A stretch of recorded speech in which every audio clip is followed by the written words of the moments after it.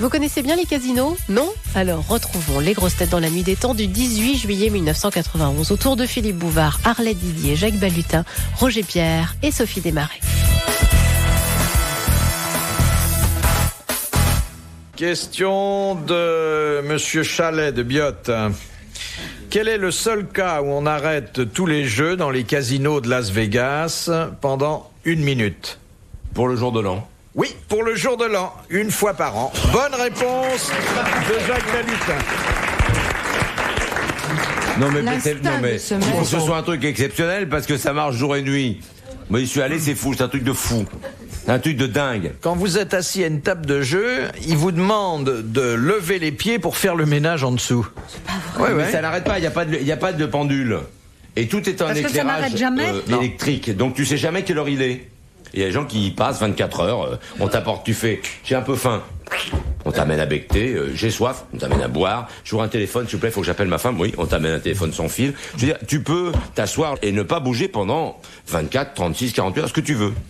Mais où c'est balèze, parce que pour les gens qui sont pas joueurs, c'est que moi j'étais au Caesars Palace, et quel que soit l'endroit de l'hôtel, parce que c'est des hôtels, les casinos, le rez-de-chaussée, c'est un casino, quel que soit l'endroit de l'hôtel où vous voulez aller, vous êtes obligé même de dans les toilettes. Non, même mais dans vous les êtes toilettes. obligé de traverser le casino. C'est ça qui est fort. Au Caesars Palace, il y a dans les toilettes Des manchots. Non seulement des bandits manchots, mais des tableaux.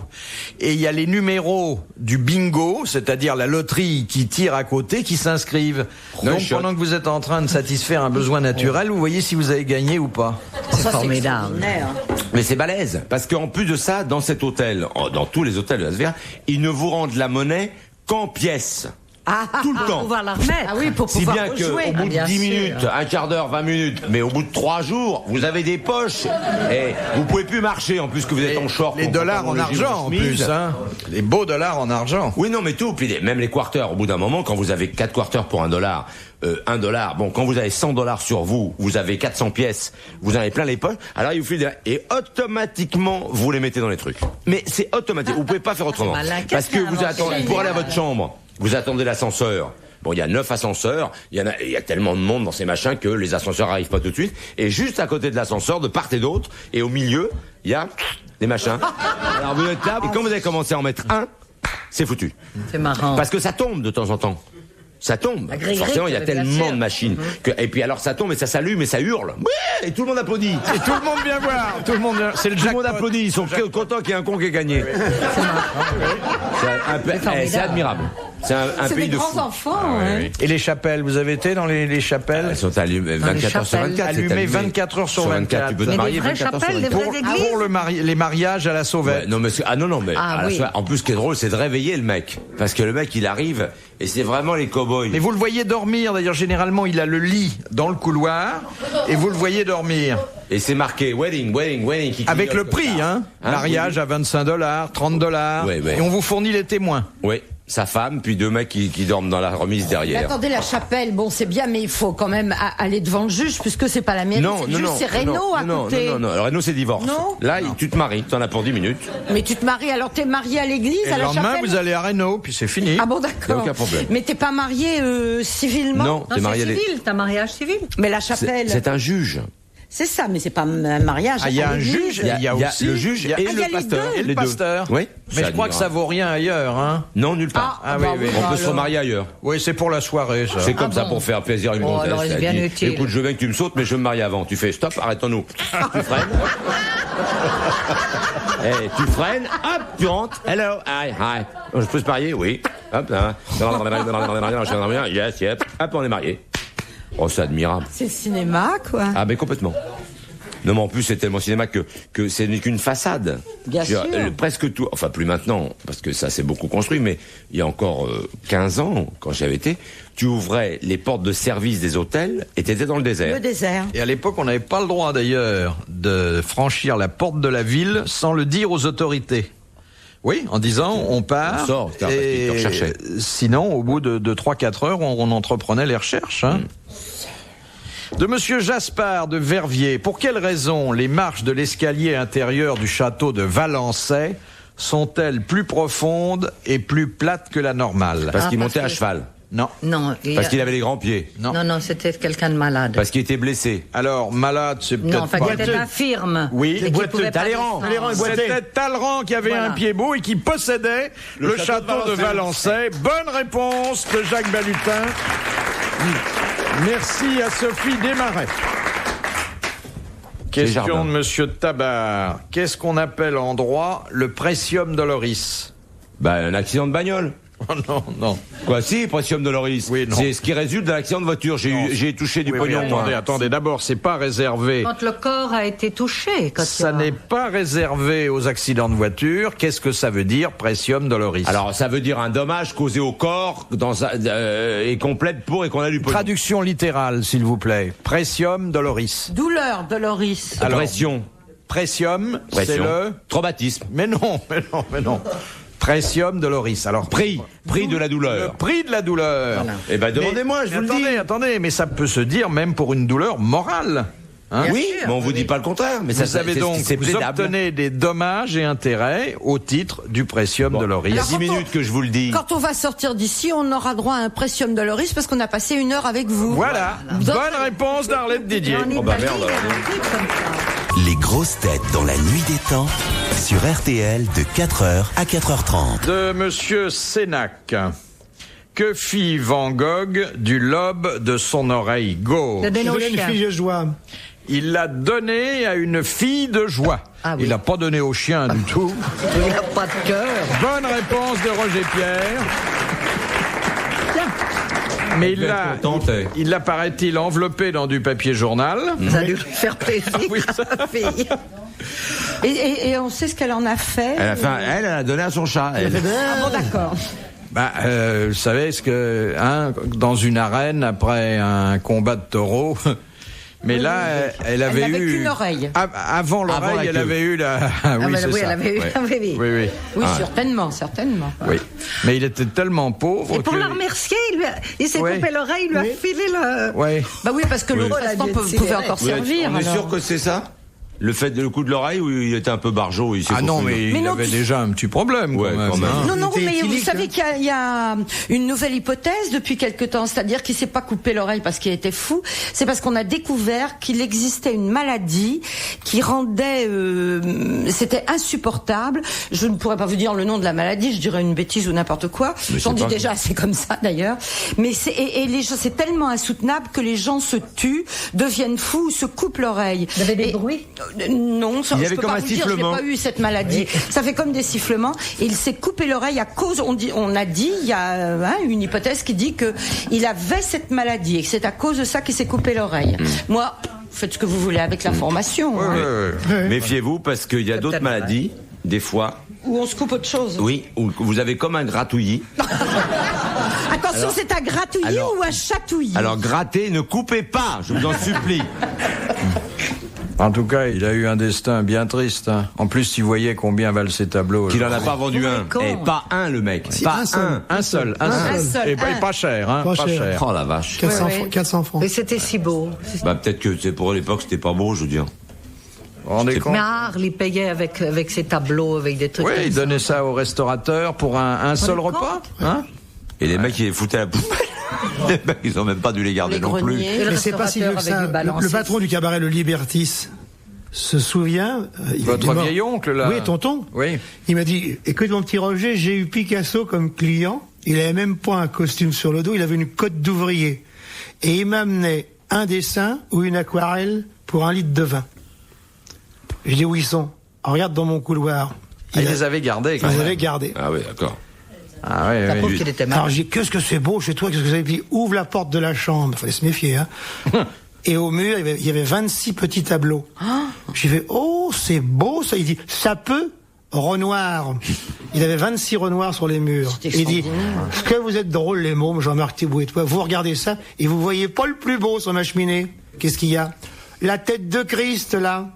Oh, elle est belle, elle est belle. Je pense bien, Rodin. Ah bah dites donc, il était pas mal, votre tonton.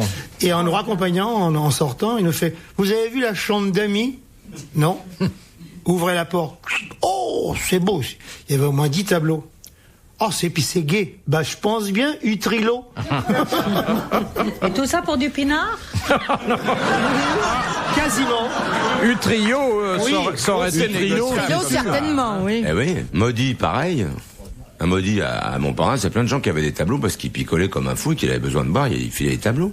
Ils avaient que ça, les pauvres mecs. Question de Monsieur Beaumatin. Quelle ouverture eut-elle lieu le 5 août 1914? L'ouverture? Oui. Ouverture de quoi? D'un opéra. Un opéra, une ouverture de la tombe du soldat inconnu. Non. En 14, le soldat inconnu, il n'était pas mort. Eh ben justement, si vous dites une ouverture. En 14? Le quoi, combien? Le 5 août 1914. On a ouvert quelque chose? Oui. C'était une tombe? Non. Non, une mine? Ça avait été un gouffre à bien des égards, mais c'était pas une tombe. Ah, bah c'est une souscription. Il y avait eu une souscription avant qu'on l'ouvre. Mais c'était pas encore la guerre au mois d'août? Non. Voilà, c'est une chose monétaire. Non, c'est un monument. L'emprunt russe. Non. C'est un monument. Non. Comment non? Monument, non. Ça peut pas s'appeler ça un monument. Porte. Mais le métro. On a ouvert une porte. C'était pas le métro, c'était pas exactement une porte. Il y avait eu d'ailleurs un scandale autour de ça, mais enfin. Ah, le canal de Panama. C'était le canal de Panama. Bonne réponse de Roger Pierre. Merci de te réveiller, Roger. C'est gentil de nous rejoindre. Non, mais je t'écoute. Canal de Panama. Qu'est-ce que c'était déjà le scandale de Panama? Les actionnaires, trafic d'actions de l'ESSEPS dans un État. Eh oui. Tu l'as bien connu. De l'ESSEPS, c'était plutôt Suez que Panama. Hein. Oui. Mais il a essayé de faire les deux. Ah oui, ça je savais pas. Et le canal de l'urètre, il s'en est pas occupé? Excusez-moi. Je sais pas si c'est vraiment nécessaire, ça. Vous voyez. Pourquoi on dit belle lurette? À cause de ça? Du canal de lurette?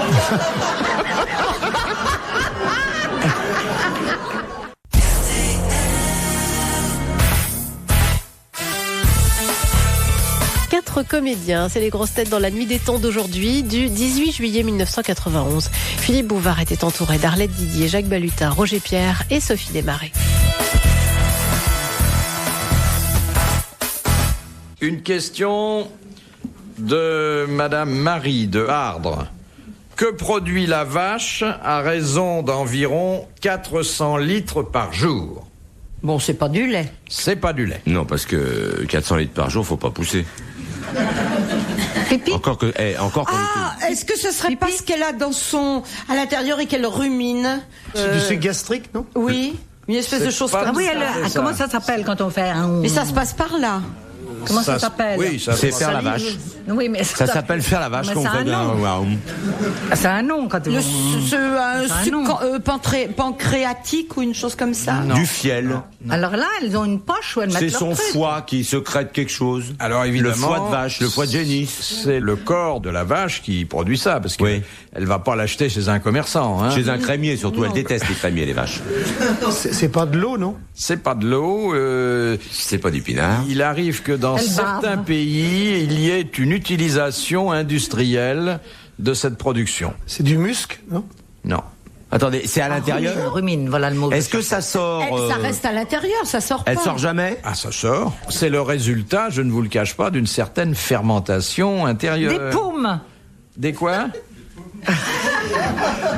Non, du gaz. Elle fait du gaz. Alors, comment s'appelle ce gaz? Ah, bah je sais pas, du butane, du propane. C'est pas loin, pas loin. Du méthane. C'est du méthane. Bonne réponse de Roger Pierre, merci à Jacques Balutin. C'est du méthane. Non, mais alors, attendez, je vais peut-être un peu être passé pour vulgaire, mais... Comment on fait pour retirer le gaz? Les vaches pètent alors. Non. J'ai pas bien compris. On le rentre à petit tube. Voilà. Et au bout, t'allumes. Vous allumez et vous vous éclairez pendant toute la journée. Mais comment tu crois qu'ils éclairent les étages? C'est pas récupérable quand même. Dans de nombreux pays, ça fait partie de l'énergie récupérée. Alors on leur vache à tuyau. Mais on vient de te le dire, un petit tuyau comme ça là. Ça s'appelle des paumes.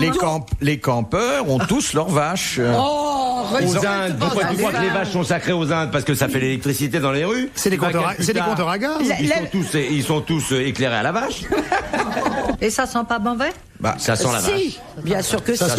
Il y a un tas d'énergies qui sont un petit peu négligées. Les paumes et les gnocks. Les gnocks, c'est devant et les paumes, c'est derrière. Ah, ça, je savais pas. Qu'est-ce que c'est devant? Devant, c'est quoi? Les gnocks. Les gnouks. Les gnouks et derrière sont les paumes. Ah oui, voilà. Oui. Des gnouks. On peut avoir des crises de paumes et des crises de gnouks. Parfois ensemble, non? Oh, ça c'est le rêve. Oui. Les gnouks, c'est quand tu rotes. C'est pas la même latitude. Ah bah ça y est, j'ai compris. Voilà. Il y a l'histoire de la petite fille aussi à qui on a offert un petit parfum puis une petite montre. Elle est toute petite, c'est la première fois qu'on lui fait un cadeau pour son anniversaire et elle n'arrête pas de dire vous avez vu ma petite montre, vous sentez mon parfum, vous avez vu. Ses parents qui sont des gens qui reçoivent beaucoup, dès que les gens sont là, elle fait vous avez vu ma petite montre, vous avez senti mon parfum. Alors bon, un soir ils ont dit écoutez, les parents lui disent écoute, ça suffit maintenant, on n'en entend plus que ça.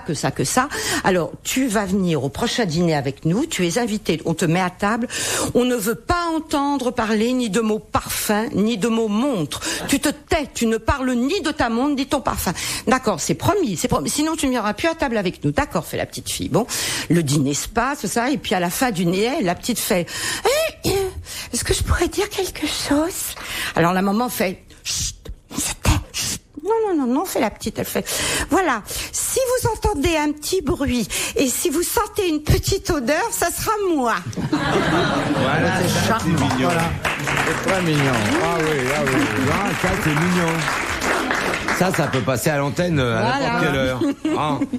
Question de Madame Risse. D'après la Bible, qui fut le premier viticulteur? Oh, elle va savoir. Noé, exactement. Bonne réponse d'Arlette Didier. Et on dit même que Noé... il se beurrait la gueule. Faut dire que ça a duré longtemps quand même, avant que ça baisse. Oui. Combien de jours ils sont restés? 40 jours et 40 nuits, non? Plus que ça, non? Et l'angoisse. Ah oui. Donc... Quelle est la profession de Carmen, l'héroïne de l'opéra de Cigarière. Demande Madame Dufin. Elle roulait les cigares. Cigarière. Oui. Bonne réponse collégiale. Sur ses cuisses. C'est intenable. Mais c'est une tradition qui s'est maintenue, non? À Cuba. À Cuba, hein? Toujours. Tu y es allé? Non. Mais à la cuisse, tu y es allé. Ah, j'aimerais voir ça. Ça veut dire que les femmes sont cigarières toujours? Oui. À Cuba? Elles roulent les cigares sur leurs cuisses. Oui. Ça sent bon, la feuille de cigare. Oui, à cause des cuisses. Et pourquoi sur leurs cuisses? C'est pour ça que les parfums varient. Ça dépend si c'est une cuisse de blonde, une cuisse de brune. Tu vois? À Cuba, il y a plus de brunes que de blondes quand même. C'est-à-dire que c'est pas. Non, il y a des blondes, des cubaines blondes. Ah bon? Les cigares légers, les petites légères. C'est vrai. C'est roulé sur des blondes. Oui. Mais de toute façon, les Cubains, ils n'y comprennent rien. Hein. Ah bon? Vous savez qu'il n'y a pas grand-chose dans la tête d'un Cubain. Non. Vous saviez pas? Non. Les concubins, vous n'avez jamais entendu Retrouvez les grosses têtes dans la nuit des temps à tout moment sur RTL.fr.